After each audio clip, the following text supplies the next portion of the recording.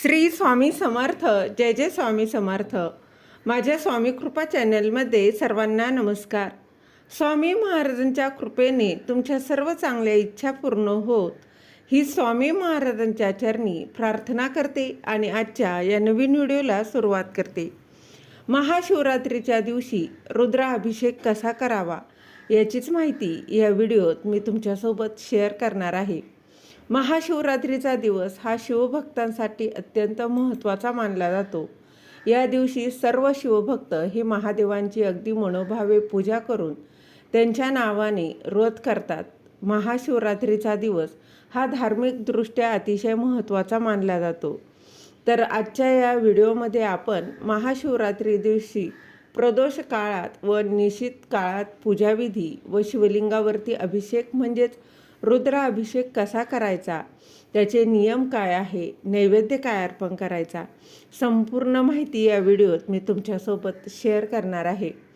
तर महाशिवरात्रीच्या दिवशी सूर्योदयाच्या पूर्वी उठून अंघोळ करून आपल्या घरातील देवी देवतांची पूजा करणं, त्यानंतर घरामध्ये शिवलिंग असेल तर शिवलिंगाची पूजा करणे, पूजा करून झाल्याच्या नंतर जवळ जर शिवमंदिर असेल तर तिथे तुम्ही शिवमंदिरामध्ये जावं आणि महादेवांच्या चरणी प्रार्थना करावी की हे शंभू महादेव आजपासून आजीवन शिवरात्रीच्या उपवासाचा संकल्प घेत आहे आणि तुमची इच्छा असेल, मनोकामना असेल तर महादेवांच्या समोर शिवपिंडीसमोर उभं राहून तुम्हाला तिथे ती सांगायची आहे.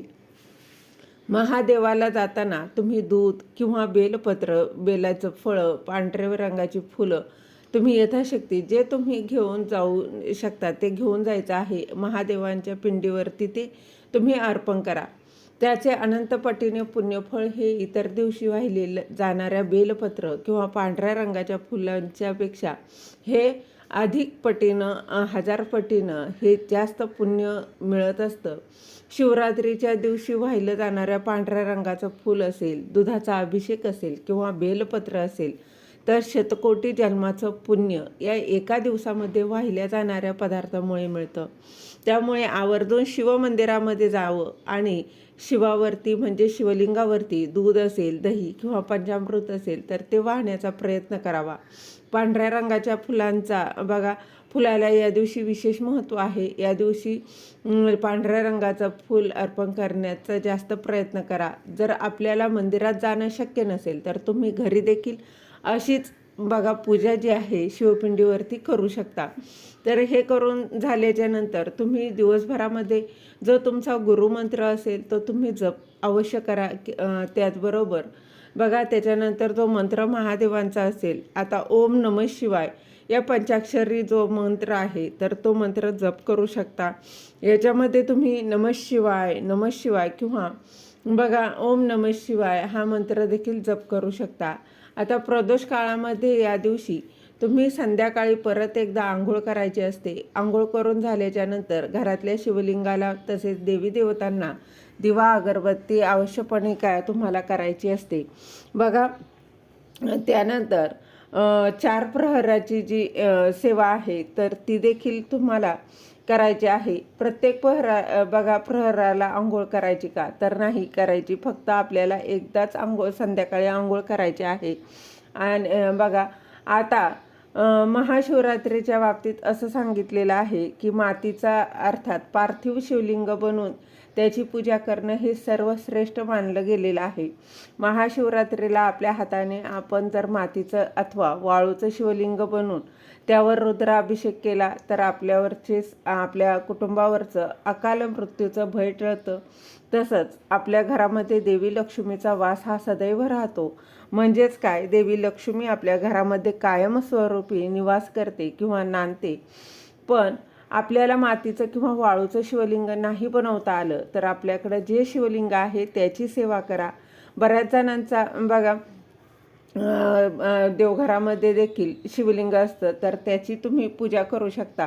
महाशिवरात्रीच्या दिवशी घरच्या घरी जो आपण रुद्राभिषेक करतो तर ह्या त्याचबरोबर बघा महाशिवरात्रीची पूजा करतो. तर या दोन्ही पूजा ह्या वेगवेगळ्या आहेत का? तर रुद्राभिषेक केला तरी महाशिवरात्रीची वेगळी पूजा करायची असते का? तर असं अजिबात नाही आहे. महाशिवरात्रीच्या दिवशी जर आपण रुद्राभिषेक केला तर सोन्याहून पिवळं. बघा तुमच्या आयुष्याचं यानं सोनं होणार आहे. तुमच्या काही पर्सनल अडचणींमुळे जर तुम्ही रुद्राभिषेक करत नसाल तर बघा महाशिवरात्रीची वेगळी पूजा मांडणी करून आपण पूजा करू शकतो. आता रुद्राभिषेक न करता वेगळी पूजा मांडणी म्हणजे काय? तर आपल्या देवघरामध्ये जे शिवलिंग आहे बघा त्यावर आपण अभिषेक करायचा आहे. तुम्ही फक्त पाण्याने अभिषेक करू शकता किंवा दुधाने करू शकता, पंचामृताने, यथाशक्ती तुमच्याकडे जे असेल त्याने अभिषेक करू शकता. आणि तो अभिषेक करताना आपण साधं सोपं 21 वेळा, 51 वेळा किंवा 108 वेळा ओम नमः शिवाय हा मंत्र म्हणून अभिषेक केला तरीसुद्धा चालतो. पण जर का तुम्हाला रुद्राभिषेक करायचा असेल तर रुद्राभिषेकामध्ये आपण बरेचसे मंत्र स्तोत्र म्हणत असतो आणि ही सेवा खूप प्रभावी मानली जाते. आणि महाशिवरात्रीच्या दिवशी जर तुम्ही निश्चित काळामध्ये किंवा महाशिवरात्रीच्या दिवशी 4 प्रहराच्या पूजेला खूप जास्त महत्त्व असतं, तर या 4 प्रहरांपैकी कोणत्याही एका प्रहरावर तुम्ही रुद्राभिषेक केला तर अतिशय उत्तम मानलं जातं. स्पेशली ज्यांच्या घरामध्ये लहान मुलं आहेत, ते आजारी आहेत, सारखा दवाखाना सुरू आहे किंवा ज्यांना बाहेरची बाधा वगैरे आहे, तर तुमच्या घरामध्ये कोणी व्यसन करत असेल किंवा तुम्ही स्वतः आजारी आहात तर बघा ट्रीटमेंट घेत आहे, दवाखाना चालू आहे, तर बघा तरी देखील पण बघा कितीही डॉक्टर केले तरी अनुभव डॉक्टरांचा काही बघा औषधांचा काही गुण येत नसेल, तर अशा काही गोष्टी असतील, अडचणी असतील, तर या दिवशी तुम्ही महाशिवरात्रीच्या दिवशी रुद्राभिषेक नक्की करू शकता. एखादी काही अडचण असेल, तुमच्या इच्छेसाठी रुद्राभिषेक करायचा असेल तर त्या दिवशी रुद्राभिषेक करण्यापूर्वी संकल्प करा, तुमची इच्छा बोलून दाखवा. रुद्राभिषेक करून झाल्यानंतर जे तीर्थ असतं ते तीर्थ ज्या व्यक्तींसाठी तुम्ही रुद्राभिषेक केलेला आहे त्या व्यक्तीच्या अंगावर शिंपडा. तो ज्या रूममध्ये झोपतो त्या खोलीमध्ये थोडंसं शिंपडा, आपल्या संपूर्ण घरामध्ये ते तीर्थ शिंपडा आणि आवर्जून त्या व्यक्तीला हे रुद्राभिषेक केलेलं तीर्थ प्यायला द्या. थोडंसं तीर्थ प्यायला द्या आणि त्यानंतर एखाद्या बॉटलमध्ये भरून ठेवा आणि रोज जोपर्यंत ते संपत नाही तोपर्यंत रोज थोडं थोडं तीर्थ त्या व्यक्तीला तुम्ही प्यायला दिलं. अगदी श्रद्धेने तरी सुद्धा चालतं. पण बघा रुद्राभिषेकचा रिझल्ट जे आहेत ना तर ते खूप चमत्कारिक आहेत. तुमच्याकडे वेळ असेल तर आवर्जून महाशिवरात्रीच्या दिवशी रुद्राभिषेक करा. बघा यंदा महाशिवरात्र ही रविवारी आलेली आहे, असाही सुट्टीचा दिवस आहे, तर आवर्जून वेळ काढून तुम्ही रुद्राभिषेक नक्की करा. फक्त श्रद्धेने करा. आता रुद्राभिषेक म्हणजे खूप काही बघा अवघड सेवा आहे का? तर असं अजिबात नाही आहे. अगदी सोप्या पद्धतीने तुम्हाला ही सेवा कशी करायची तर तेच या व्हिडिओत मी तुमच्यासोबत शेअर करणार आहे. आपल्या देवघरातील जे शिवलिंग आहे ते आपल्याला घ्यायचं आहे. मातीचं शिवलिंग असेल तर ते देखील चालेल. एक ताम्हण घ्यायचं, त्या ताम्हणामध्ये शिवलिंग जे आहे ते ठेवायचं आहे. शिवलिंगाची जी बघा जिथून पाणी जातं ती निमुळता भाग असतो तो उत्तरेकडे येईल, ते याप्रमाणे ताम्हणामध्ये शिवलिंग ठेवायचं आहे. तुमच्याकडे अभिषेक पात्र असेल तर ते ठेवायचं. बघा बाजूला स्वच्छ पाणी घ्यायचं, जे आपण पिऊ शकतो असं पाणी घ्यायचं, कारण हे तीर्थ आपल्याला नंतर प्यायचं आहे. आणि रुद्राभिषेक करताना दूध किंवा पंचामृत घ्यायचं बघा घ्यायचं नाही. शक्यतो रुद्राभिषेक जो आहे तर तो फक्त स्वच्छ बघा पिण्याच्या पाण्यानेच करायचा, पण ते पाणी उष्ट केलेलं नसावं. गळती असेल तर गळतीमध्ये थोडं थोडं पाणी टाकायचं. आणि आता जी तुम्हाला मी स्तोत्र मंत्र सांगणार आहे तर ती तुम्हाला मंत्र स्तोत्र फक्त म्हणायचे आहेत. आणि या गळतीमधलं पाणी जसं कमी होईल त्यामध्ये आपण बघा पाणी ओतत जायचं आहे. आता तुमच्याकडं जर गळती नसेल तर तुम्ही बघा चमच्याने थोडं थोडं पाणी शिवलिंगावर घातलं तरी देखील चालणार आहे. पण गळती असेल तर अतिशय उत्तम, नसेल तर काहीच हरकत नाही, तुम्ही चमच्यानेही पाणी शिवलिंगावरती घालू शकता. बघा तर आपल्याला व्यवस्थित वाचन करता येतं, म्हणून गळती असेल तर अतिशय उत्तम. आता तुमच्याकडे अभिषेक पात्र नसेल तर एखाद्या तांब्यामध्ये मोठ्या भांड्यामध्ये पाणी घ्यायचं आणि तुम्ही पळीने अभिषेकाच्या त्या पळी असते तिने शिवलिंगावरती आपल्याला अभिषेक करायचा आहे. आता बघा मंत्र स्तोत्र म्हणून पण जेव्हा आपण हाताने अभिषेक करतो त्यावेळेला अभिषेकही करायचा, मंत्र स्तोत्रही वाचायचे. हे थोडंसं अवघड जातं, त्यामुळे पूजा साहित्याच्या दुकानामध्ये तुम्हाला अभिषेक पात्र कमी पैशामध्ये मिळून जातं. ते तुम्ही घेतलं तर अतिशय उत्तम. किंवा तुमच्या घरामध्ये इतर कोणी मंडळी असतील तर त्यांना अभिषेक करायला लावायचा आणि तुम्ही त्याच्या बाजूला बसून मंत्र स्तोत्र म्हणायचं आहे. असं केलं तरीसुद्धा चालू शकतं. आता रुद्राभिषेक करताना पाण्याचा अभिषेक करत करत सर्वप्रथम आपल्याला सुरुवातीला स्वामी स्तवन जे आहे ते म्हणून झाल्यानंतर गणपती अथर्वशीर्ष 1 वेळा म्हणायचं आहे आणि त्यानंतर आता आपल्या खऱ्या अर्थाने रुद्राभिषेक सेवेला सुरुवात होते. सर्वप्रथम गणपती अथर्वशीर्ष झाल्यानंतर शिवमहिम्न स्तोत्र 1 वेळा म्हणायचं आहे. त्यानंतर रामरक्षा 1 ते 9 ओव्यांपर्यंत आपल्याला म्हणायचं आहे. पूर्ण रामरक्षा म्हणायची गरज नाही, फक्त 9 ओव्या ज्या आहेत तिथपर्यंतच म्हणायचं आहे. त्यानंतर रुद्राध्याय वाचायचा नमक चमक सहित 1 वेळा. आता तुम्ही हा मराठीमध्ये सुद्धा वाचू शकता किंवा संस्कृतमध्ये सुद्धा वाचू शकता. त्यानंतर शिवकवच 1 वेळा म्हणायचा आहे. शिवगायत्री मंत्र 11 वेळा म्हणायचा आहे. महामृत्युंजय मंत्र 11 वेळा म्हणायचा आहे. महामृत्युंजय मंत्र पंचप्रणव युक्त 11 वेळा म्हणायचा आहे. त्यानंतर अमृत संजीवनी मंत्र 11 वेळा म्हणायचा आहे. संजीवनी मंत्र 11 वेळा म्हटल्यानंतर कालभैरव अष्टकम 1 वेळा म्हणायचा आहे. आता इथे आपली ही सेवा पूर्ण होते. यानंतर काय करायचं, जे शिवलिंग आहे ते पाण्यातून काढून ते घ्यायचं आहे, स्वच्छ पुसायचं आहे. देवघरामध्ये जिथे तुम्ही शिवलिंग ठेवता तिथे शिवलिंग ठेवायचं आहे. तुमच्याकडे जर 108 बेलपत्र असतील तर 1 बेलपत्र देखील तुम्हाला अर्पण करत शिव अष्टोत्तर नामावली तुम्हाला म्हणायची आहे. बघा, हे काही मंत्र आहे, स्तोत्र आहे, हे सर्व बघा शिव अष्टोत्तर नामावली हे तुम्हाला आपल्या नित्यसेवेच्या पुस्तकामध्ये हे सर्व मंत्र स्तोत्र तिथं तुम्हाला मिळून जातील. किंवा तुमच्याकडं नित्यसेवेचं पुस्तक नसेल तर तुम्ही गुगलला सर्च करून देखील तुम्ही हे म्हणू शकता. त्यानंतर बघा 108 बेलपत्र तुम्हाला व्हायचे आहेत. आता तुमच्याकडे जर 108 बेलपत्र नाही आहेत, तुमच्याकडे 1च बेलपत्र आहे किंवा 5 बेलपत्र आहे, 11 बेलपत्र आहेत, तर ती आपल्या उजव्या हातामध्ये घ्यायची किंवा एखाद्या प्लेटमध्ये ती घ्या आणि उजव्या हात बघा आपल्या झाकायचं आहे. शिव अष्टोत्तर नामावली म्हणायची आणि त्यानंतर ते बेलपत्र आपल्याला शिवलिंगावरती अर्पण करायचं आहे.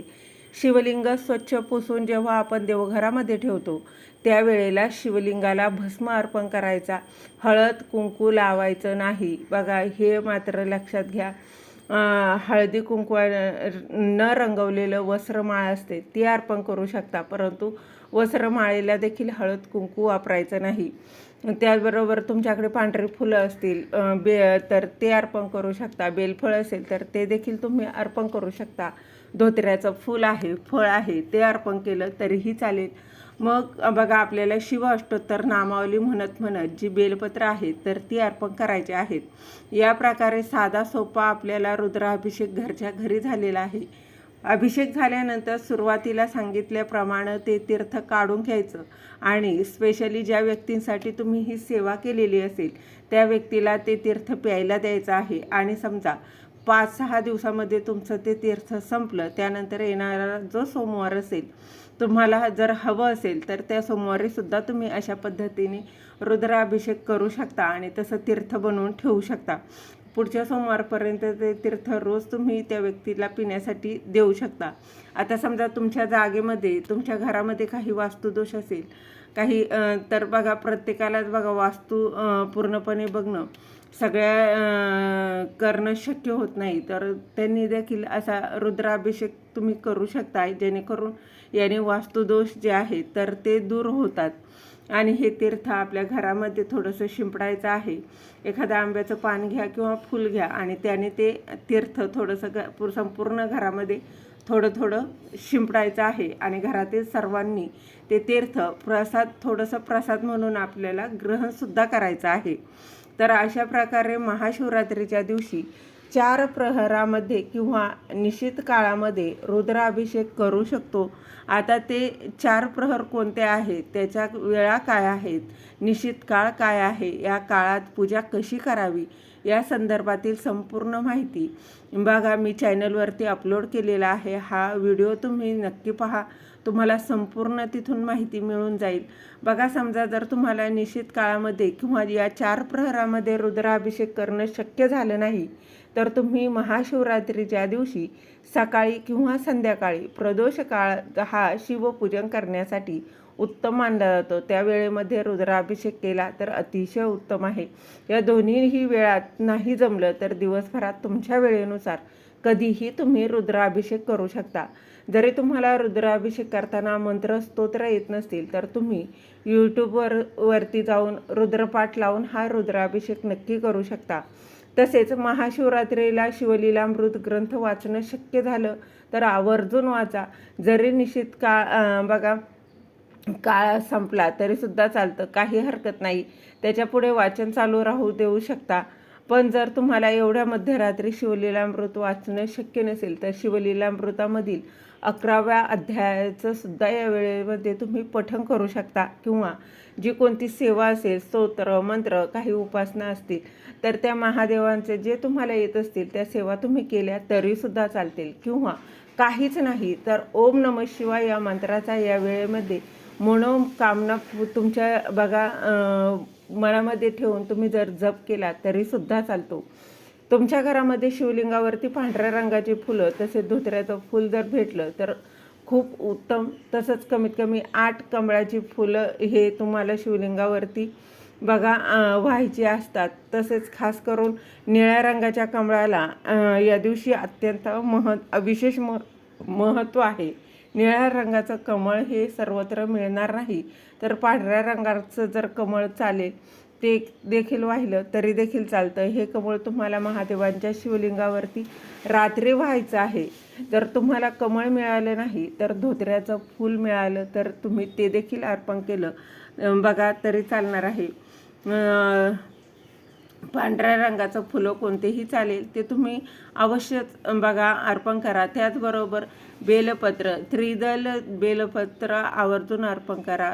बघा बेलपत्र अर्पण करताना फाटलेलं तुटलेलं असं बेलपत्र अजिबात अर्पण करू नका.